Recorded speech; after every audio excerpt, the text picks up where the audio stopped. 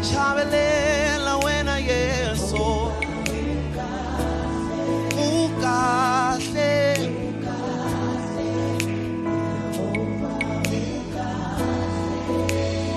emashangwini wangenelela wena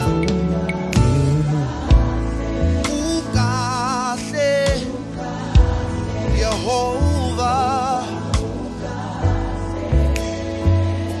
wathembeka kimasiku wena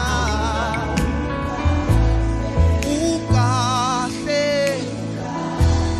yeah. Oh wena ululamile angakona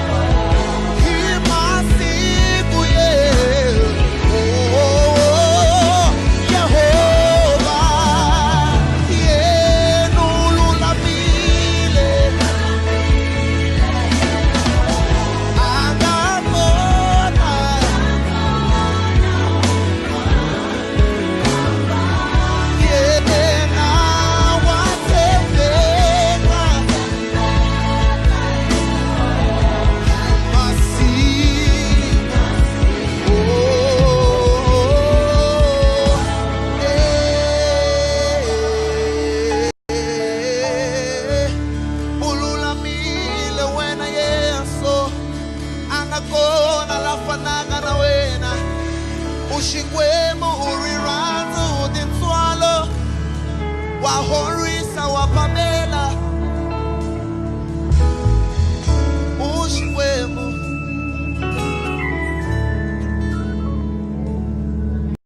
Good evening, Saints.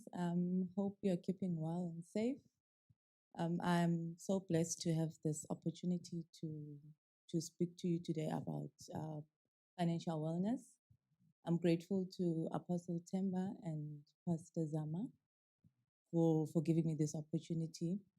And I do hope that we are all going to learn and be helped as we go through our financial wellness journey. How do I begin? Maybe let's just start by talking to what is financial wellness.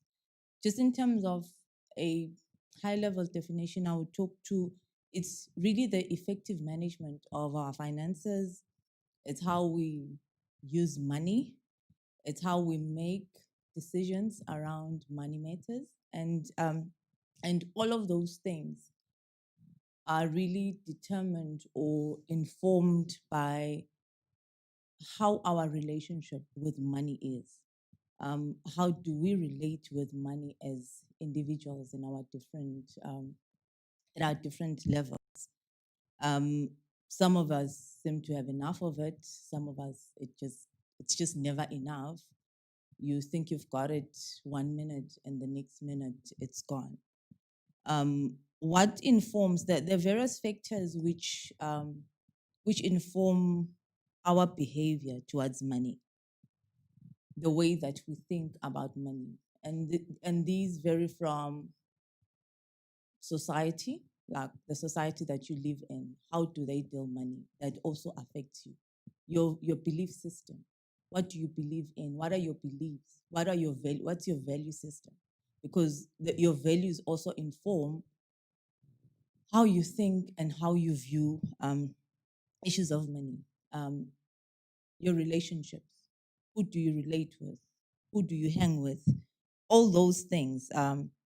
They are factors which inform our relationship with money. One of the things that I like saying about money is that money takes the form of the hands which are carrying it. So the question that I would ask a lot of people is, what form does money take when it lands on your hands? Money is like a chameleon. It takes the form or the color of the surface on which it has landed. So some people, depending on who you are, for instance, in a giver's hands, money becomes a seed.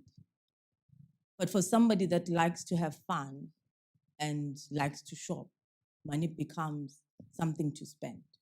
So it depends on who you are and what your belief and your value system is, where you come from, what your culture is. That then informs the form and the nature that money takes when it lands on your hands.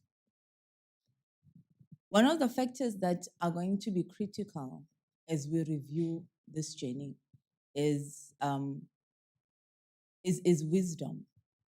We need to have wisdom.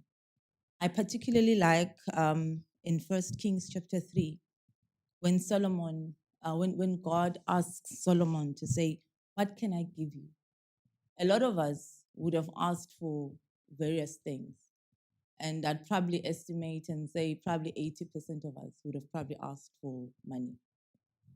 And in terms of the value, it would vary.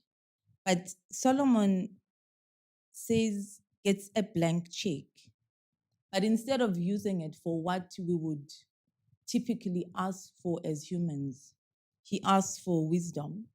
He asks for wisdom and understanding. I think for me, if I were to add some of the factors that inform the way that we think about money, I would add wisdom, I'd add knowledge, I'd add understanding. Because to the extent that you know and you understand the value and the impact of money, you're going to behave differently around it and with it. So as children of God, it is also important to understand and appreciate that our relationship with money also needs to be informed by the expectation of the one that has given us the money. Because God is the one that has given us the money, it is very important that we hearken to his voice, we hearken to his leadership around money matters. Even though there may be all these other factors that inform our belief system or influence our thinking and our behavior where money matters are concerned, it is also important that we then pull back and then think to say, what does God say about this issue? What does God think about the way that I spend my money? And I also just want us to understand that it is important as individuals to be real about our level, about where we are, where money matters are concerned. It is important that we understand why you think the way that you think about money. It is important that you understand why you spend the way that you spend money. and why you value or not value the way that you do money. Because all of these things are very critical around your journey in financial wellness or getting to where you need to get where money is concerned. So acknowledging your present position is extremely critical, Bazalwane. It's not about somebody else, but it's about you. So what are your financial priorities? I mean, for some of us, we've got more money on our head than we do in our wallets. And that talks to what matters to you and what has informed that. You'd find that with other people, we grew up thinking that, or in an environment or a society where the people that were deemed to have arrived lived a particular life and dressed a particular way or did things in a particular manner. And for us, then it's and for you that would have probably told you that, okay, so the day that I get money or I have money, then this is what I'm gonna do. So it's very important that your priorities and your habits, you sit back and you think, it's what informs this? Do you have a vision about money? What is your why behind money? Why do you need money? Some of us need money because I just want to live, be able to buy food. And that is what you understand money to be for. I need money because I want to look good, or I need money because I want to afford certain necessities that I believe I need. Or to a person that has maybe a much bigger vision, they're like they need money to make money. And for one person who thinks money is just about buying food, then make money that I need money to make money doesn't make sense because we're at different levels where this money matter is concerned. So it's very important, Bazalwane, ukuthi we are very real to ourselves. Ukuthi mina, this is where I am at. And my journey to whether it's financial healing or to advancement in my finances starts here. We need to be very clear about what perspective do we have about money. And this is like salvation. It's not a matter for all of us. It is a personal matter. It can't be to say this is what we think in the church about money. It's a question of what does money mean to you? What form does money take when it lands on your hands?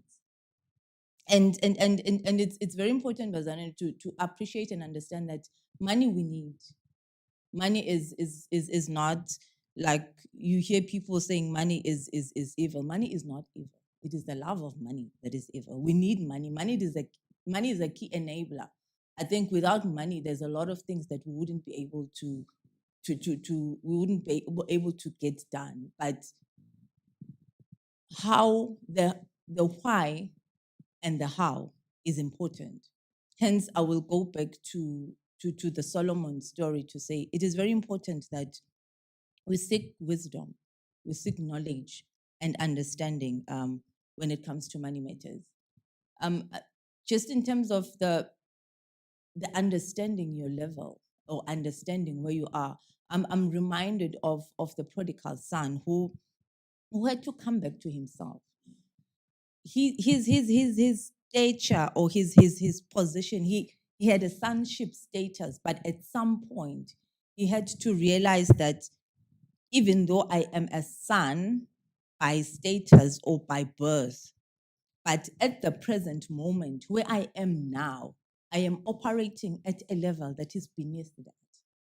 And that is where it is very important, Bazana Nguti, we need to come to a point where we come to ourselves and we realize that actually my finances are not as perfect as I want them to be or as I want them to appear to be. Because I think a lot of the times we also, I guess, put up appearances. And when we discuss financial wellness matters, it's like they're talking to my neighbor and they're not talking to me. And then when you do that, you then fail to then confront your current status in terms of, yes, I am a son by birth, but where I am now is not at that level of sonship. So I need to come back to myself and realize that actually I need to go back to my original being. I need to go back to where I'm supposed to be, where this matter is concerned. I'll just talk about some of the causes of financial straits around the disconnect between where we are when it comes to money matters and where we're supposed to be.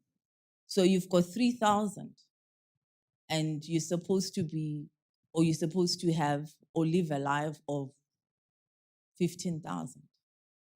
So now you then try to live the 15,000 life using the 3,000. Then that is where then the financial stress happens. Where you're trying to, you look at what you aspire to be, not acknowledging the present. And then you try to skip a few steps without the physical cash and try and live a life that is beyond your current level. And then this now causes stress, worry.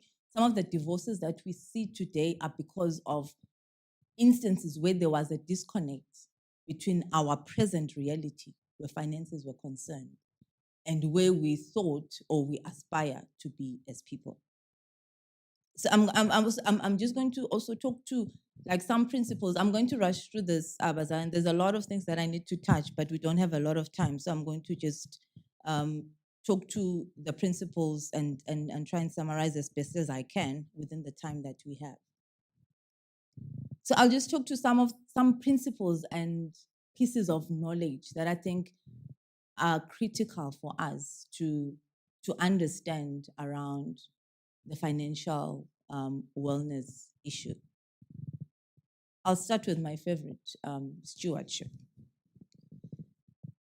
The finances and the resources that we have as people and as children of God have been entrusted to us by God. And our management of these finances has to be informed by this executive director, who is God, who has entrusted us with these finances.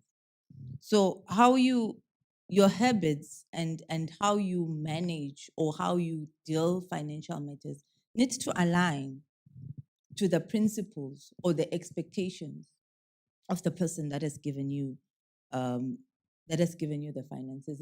It's so interesting where some of us will believe God for $1 million, and we're saying you believe in God for $1 million, and then if God gives you that $1 million, you'll be able to offer in church and advance the work of God, and you can barely tithe with the 5,000 that you have now.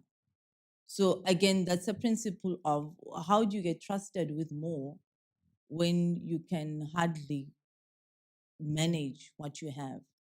Some of us are believing God for big houses that are double story, and the flat that you live in now is so untidy, you can't even take care of that. It's got things all over the place, but you believe in God for a mansion. So how do you manage what you have today? Are you reflecting somebody that can be trusted with more? And the principle of stewardship from a God perspective has an economics element to it, to say, how do you maximize the little to get the most out of it? Remember the story where Jesus fed more than 5,000 people using 5 loaves and 2 fish. That was maximizing resources that were there at that particular point. And if you remember that story, we learned 2 principles from it. Firstly, it's maximizing, so getting more out of less. Then the other part is when everybody had been fed and that had more than enough, what Jesus says to the disciples is, pick up what is left. So it also talks about no wastage. A lot of us today we are in financial distress because the way that we manage also has elements of wastage in it. We've got no appreciation of the value of money. We spend it anyhow. It's very easy for you to be like, it's only 20 cents or whatever. We don't plan around money. So if we were to learn from our executive director being God at this in this instance around how should we manage the money that you have given us? How should we manage the resources that you've given us? I think I would summarize to say we need to be able to do more with less. And with the resources that we've been given, we also need to manage and guard against any form of wastage. Plan, plan, plan. Proverbs 21:20 says, the wise store up choice food and olive oil, but fools gulp theirs down. To avoid wastage, you need to plan. I was actually thinking as I was preparing for this session to say, how many times have you had to buy cooking oil from a grocery store, which is a lot more expensive than Spar because you failed to plan? How many times have you had to buy an umbrella because you didn't check the weather in the morning? So this is like unplanned expenditure.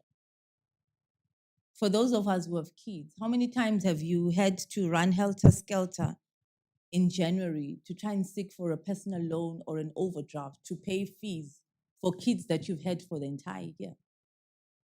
We're failing to plan. And as we fail to plan, then we find ourselves in financial distress. So again, there's things like insurance, there's things like investments. I mean, the sooner or the earlier in your life you do those things, you start those things, it becomes cheaper. If I were to take life insurance now, it will be very expensive, or any form of insurance for that matter. But if I had taken it 20 years ago, it would probably be half the price that I would pay now.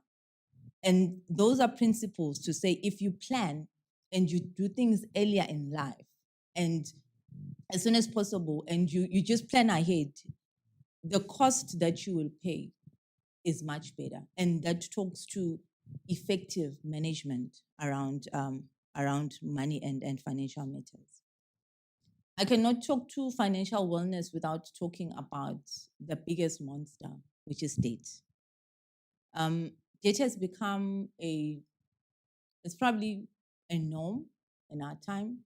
We have normalized it. It seems like it's one of the things that are maybe a must.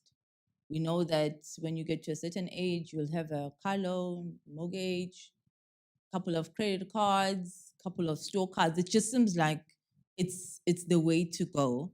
And and because debt has become so easy in our time, like now you've got pre-approvals, you don't even have to queue up or go to the bank. You're just sitting at home and you get a text that says you've been pre-approved for a loan of so much. All you have to do is to say yes, and then bang, the money's in your account. And one of the things that I want to guard against, I work in banking, so I understand these products very well. The thing that you need to guard against is the fact that you've been pre-approved, or the fact that a product is being made available to you doesn't mean you should take it. If you don't need it, stay away from it. The amount of interest that you pay on these things is like at another level. I was actually surprised when I started working in banking to realize how much interest we pay on these loans that we take with banks. So it's not small money. So if you can avoid debt, please do.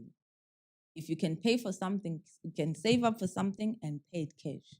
Stay away from debt. If you do take debt for whatever reason, which is not advisable, please do read the fine print and understand exactly what you will be paying for. Because half the time, you will probably pay, especially mortgages. You may find that you actually pay close to $1 million more than the original cost of the house, just in interest fees alone, depending on the cost of the house. So it is that, and that's not small money.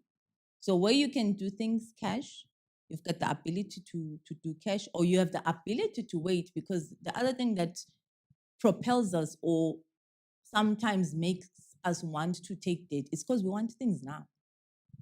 And the loan is available now. It's been pre-approved now. So you feel like, I mean, why not? So if you can wait, then please do wait. If you can save for it and take another 6 months before you get it, I think I would advise that you do that, because debt in its current form is very expensive.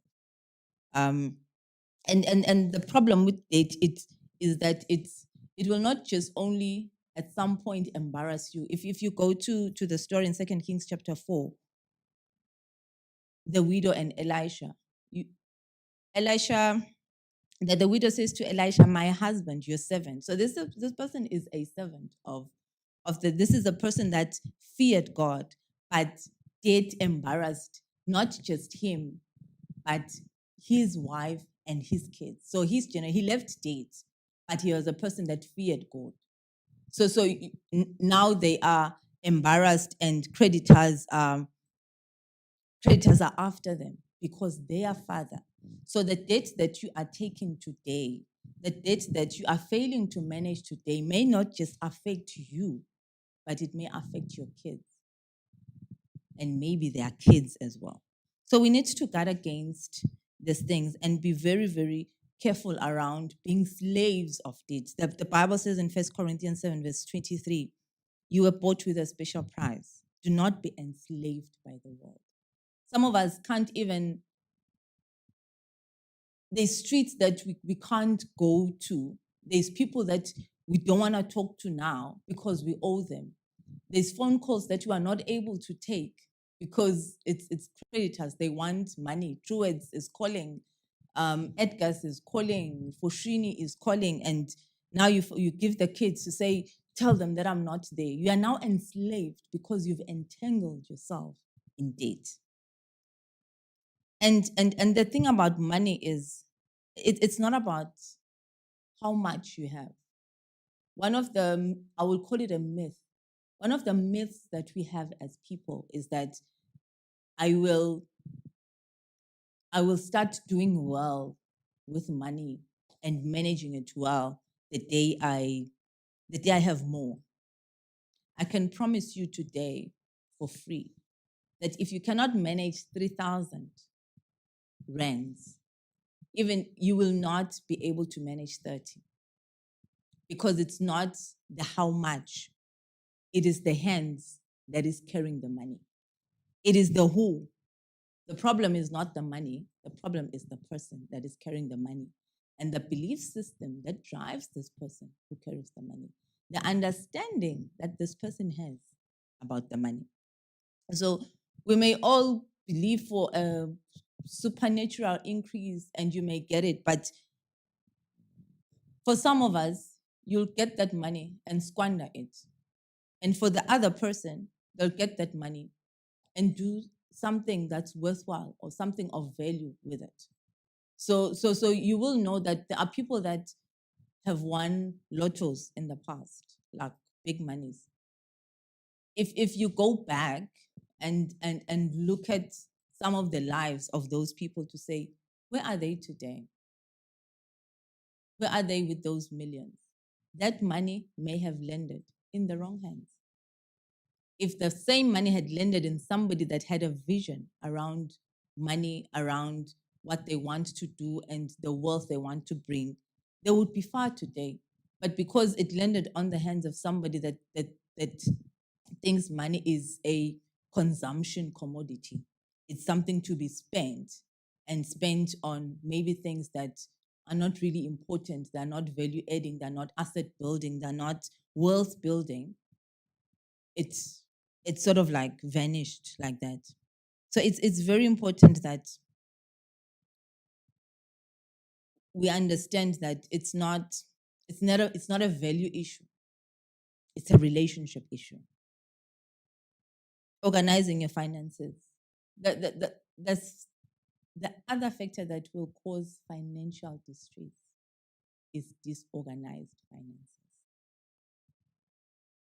Have you ever seen a person walk into Pick and Pay with a trolley? They do shopping, they get to the till, and the cashier looks at them like, ma'am, your card has declined. And this person's like, what? For me, it tells me that this person doesn't even know that they don't have money. And that is disorder at the highest level. How do you do shopping and then discover right at the end that you actually don't have the money to pay? So this is where you don't know what you spend on. You just spend, and then only realize on the 15th that, oops, I've actually run out of cash and I don't have money to live on for the rest of the month. So you need to be orderly. You need to be organized, understand, monitor your spending. What am I spending my money on? How am I spending? How am I spending it? Like, what are my expenses? So that you also monitor your patterns. Look at the things that you probably can avoid. To say, okay, maybe I'm spending too much money on, I'll probably say airtime. It's a small thing, but I'll say airtime. Say, why am I really spending 500 on airtime? Do I really need to spend that? Maybe I can cut that to 200. So I use the 300 for something else. So if you track and you organize your finances, you are able to also identify these bad spending habits, which you would need to then uproot as you fix your finances, as you walk the journey of financial wellness. But if you've got things all over the place, you're not budgeting, you're not accounting for anything, you get paid on the 20th, on the 25th you're already running on reserve when it comes to your finances, and you're wondering how you're going to get through the month. That is disorder. And we do know that the God that we serve is not a disorderly God. So we do need to organize our finances, understand what are you spending on, how much are you spending on, for what is it really important, should you be spending on it. Okay, then I just want to then just highlight the issue of living within your means. I think I have touched on it a bit in the other areas, but we need to also appreciate that it is important to know what you can and what you cannot do, when you can do it and when you need to pause. It is okay to downgrade if you're not in a good financial position, to say, okay, maybe I need to move from this area because it's slightly expensive and live in this area so that I can recover financially before I go back to stay in this suburb. It is also important to understand that when you do whatever you do, the why is important. You go to a shopping mall, you find a sale, 70% off. The fact that it's on sale, and I'm saying sale in quotes because a lot of the time I don't even believe it, that these things are on sale. It's actually the correct price that they should be charging, because businesses are there to make money. So they wouldn't sell to you at a loss. So whatever price they sell to you at is actually the correct price. But let's just assume we believe the sales story. The fact that it is on sale doesn't then all of a sudden mean you need it and then you have to buy it. Shops are not wrong by doing sales and promotions, but for us to just see those big red banners and then start buying and say, no, I'm buying 10 of those things because it was actually cheap. But when you sit back and you think about it, was it really cheap, number one? And number two, did you really need it? Like, do you really need it? Could you have used the cash for something else? So it's very important that we also very discerning. there's one of the shops in Southern, which I'm not going to mention, which was selling Oros for like the small 2 liter for, I think the normal price is like $29.99. And then at some points, and they've done it different times, at some point they would then say you buy 3 for 100 and put like a big poster that makes that seem like it's a bargain. But for us who are discerning, I'd be like, how much does it cost as a single unit? It costs 29 bucks, which means it's 30. So if I buy 3 of these single units separately, I'm going to pay 90. But these guys are promoting 3 as a special for 100. So if you're not discerning and you look at these big posters and special savings thing, you're going to end up paying more than you would have because you are just enticed by it's on special. So as children, we need to be very discerning. You need to be very calculating. One of my husband's friends used to see us with my husband doing shopping, carrying a calculator. And he used to call us the calculator couple because we used to like compute to say, okay, this is what we have for groceries and we can't exceed that. And he used to laugh at us all the time, but it worked because we were working within a specific budget to say we don't want to spend more than we have budgeted for. It's very important that we acknowledge our position and we are realistic around where we are and not try to keep up with the Joneses. It's and keep up with the Kardashians, or even mind the company that you keep, because sometimes we end up spending and living life that is beyond our means because we're trying to align and we're trying to keep up with our friends. If they say that this weekend we're going to Sun City, you don't have money to go to Sun City. So to be able to fit and to make the card, you'll have to go get an overdraft to finance a holiday that you actually didn't finance. And it's okay to say, my friends, this weekend I'll have to skip. I don't have money.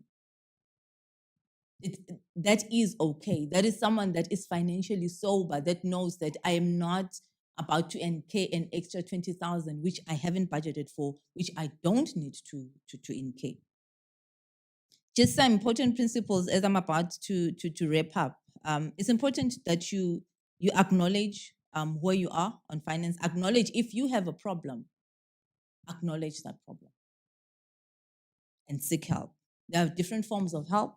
You can talk to someone, talk to your data if it's someone that you can talk to and arrange terms, or there's debt counselors. There's various people that can help you with managing finances, but you just need to be honest and open enough to acknowledge that, okay, I have a problem. Work within what you have. Read the fine print. Don't just go for anything, accept any contract, get into any debt agreement without reading the fine print. What is in it for me? You have to plan. And the other thing that we are not taught is teaching our children the right principles about money at a tender age, because how they see us behaving when it comes to money matters, how they see us handling finances also informs their belief system and their values around money. So if they see us reckless, they will think that that's the way to do it. So we need to make sure that we instill the right principles around money and be discerning. Know when to spend, what to spend on, and just know. I mean, sometimes for business people, you will be offered like a contract and whatever, which is then going to make you worse off, or you're gonna get ripped off. But if you're not discerning, they're gonna tell you, no, there's quick cash here, and you just sign without being discerning. So don't ring fence your finances to say, okay, God, you can deal with all of these things, but my finances are just for me. Allow God to be a significant part of your whole being, including your finances. I'm going to wrap up with just caution, or just a bit of caution during this time of COVID. Just a few pointers to help us, I guess, manage and survive. in this time around finances. The truth of the matter, Bazalane, is these are not normal times. They are not normal times. It's We are in a position and a situation which none of us have ever dreamt of. If somebody had last year told us that this would be happening, we probably would have laughed at them. So it's very important for us to understand the times. And in understanding the times, we then need to be flexible because these times require certain behaviors to be adjusted. They require us to reconsider certain elements around our lives, around the way that we conduct our lives, around the way that we conduct our finances, amongst other factors. This is a good time to review our expenses. If you were disorderly before, I spoke about being disorderly in finances. This is the time now to actually think about, how am I spending my money? What am I spending my money on? And reflect.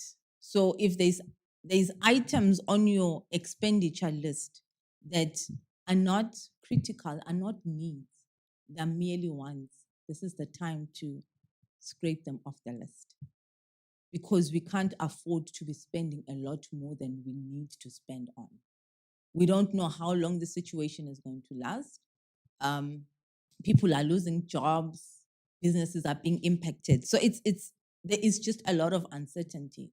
And this is not time to be wasteful around what we have. And that is wisdom that comes from, which I was speaking about from Solomon. It is very important that we are very careful on what we spend on. This is not the time to be normally for, well, I guess ladies and I guess everyone else. For winter, we want to buy new jackets, we want to buy new boots. This is not the time to pile up on new clothes. It's just not the time.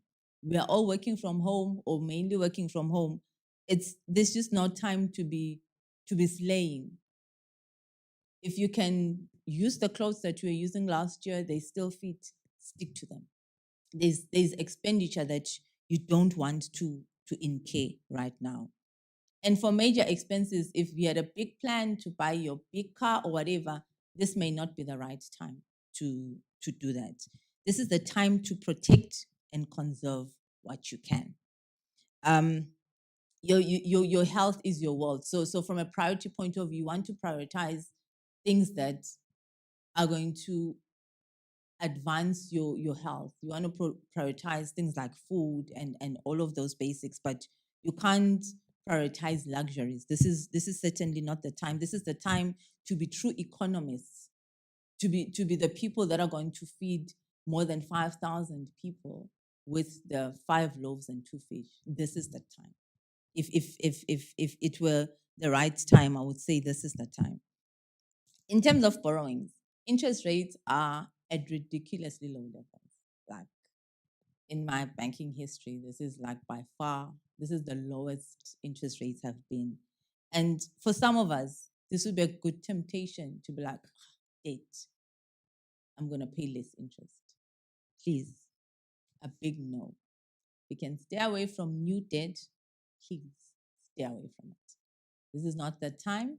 We don't know how long this thing is going to last. The interest rates may be low now, but you're going to get into long-term debt. And then interest rates, once this whole thing subsides, they're going to rise back up gradually. And you'll find that you are actually worse off in the long run. So if you can avoid any form of debt, please stay away from it. And then if you are already in debt and you are struggling, please do speak to your financial service provider. Do not run away. Do not even try to skip your repayments because, again, the repercussions of that go way beyond COVID. You're gonna find yourself blacklisted with a bad credit record, which is gonna last for the next 5 years, way beyond COVID. With some of these bad credit records, you find that it also will impact if you're in business, future business opportunities.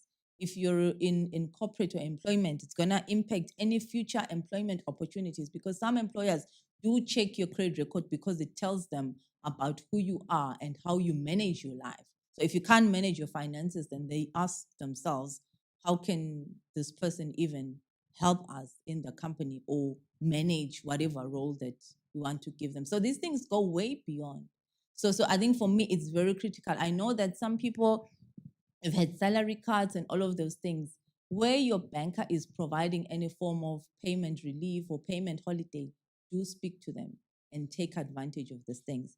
If they are not, still talk to them and advise them of your predicament and see how they can assist.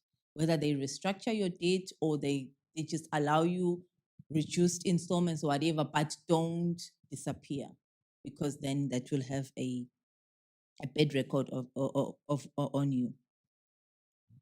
This is a bad time. Again, everybody wants to make quick cash, and that includes fraudsters. So those guys are on the lookout for anyone that is gullible enough, that is naive enough to fall for their prank.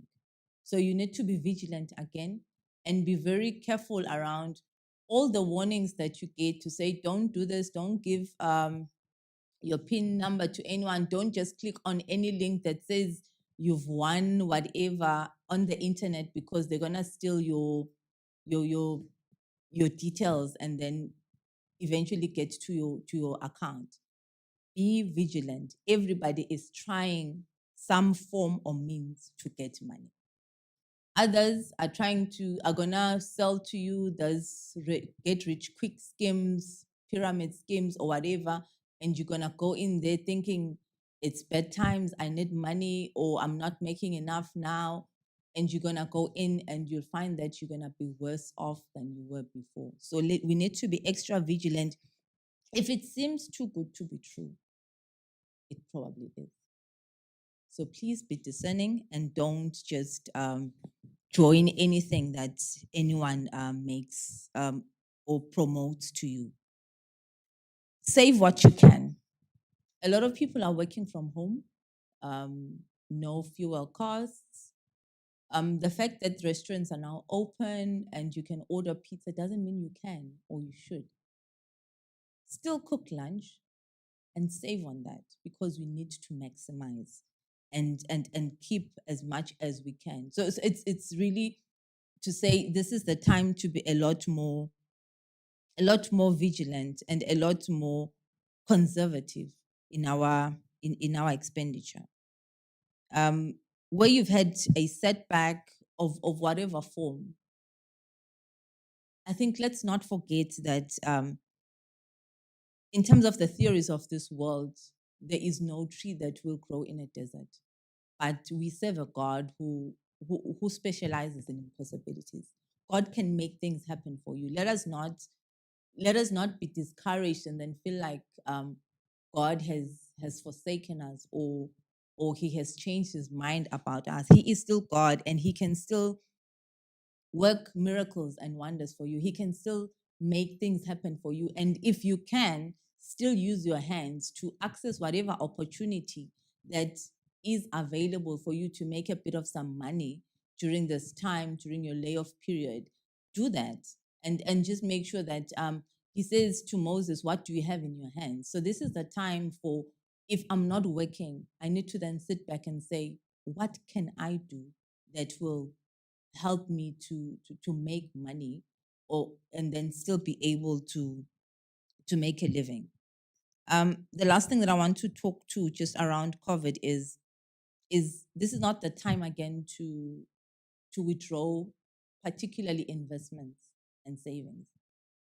Depending on whatever investments that you have, you'll find that when you look at the balance currently, you're saying that stocks have really crashed and it's not looking good.